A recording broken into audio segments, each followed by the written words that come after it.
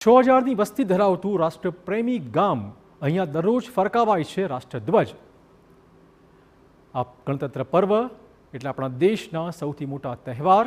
આ બંને દિવસે ઠેર ઠેર રાષ્ટ્રધ્વજ ફરકાવાતો હોય છે, પરંતુ જામનગર જિલ્લાના ફલ્લા ગામની વાત કરીએ જ્યાં રોજ ફરકાવાય છે રાષ્ટ્રધ્વજ અને ધ્વજવંદન કરાય છે। એટલું જ નહીં, ગામના રસ્તા, શેરીઓ, સંકુલ, ચોકને દેશના સપૂતના નામ આપવામાં આવ્યા છે। ગ્રામ પંચાયતના મેદાનમાં ગ્રામજનો, પંચાયતના કર્મચારીઓ, રાષ્ટ્રપ્રેમી યુવાનો અને શાળાના બાળકો દ્વારા દૈનિક ધોરણે અહીંયા ધ્વજવંદન કરવામાં આવે છે।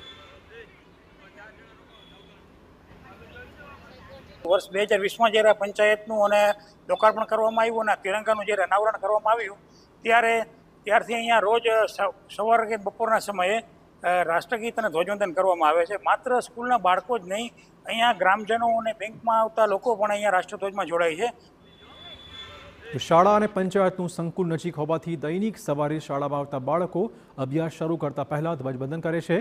રજા કે વેકેશનના સમયે ગ્રામજનો, પંચાયતના કર્મચારીઓ સ્વેચ્છાએ આ જવાબદારી નિભાવે છે।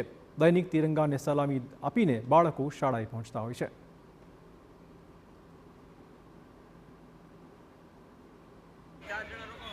બાળકો શાળાએ આવે ને એ પહેલા ધ્વજવંદન અહીંયા કરે છે, અહીંયા ભારત માતાને પગે લાગે છે અને પછી શાળામાં આવે છે।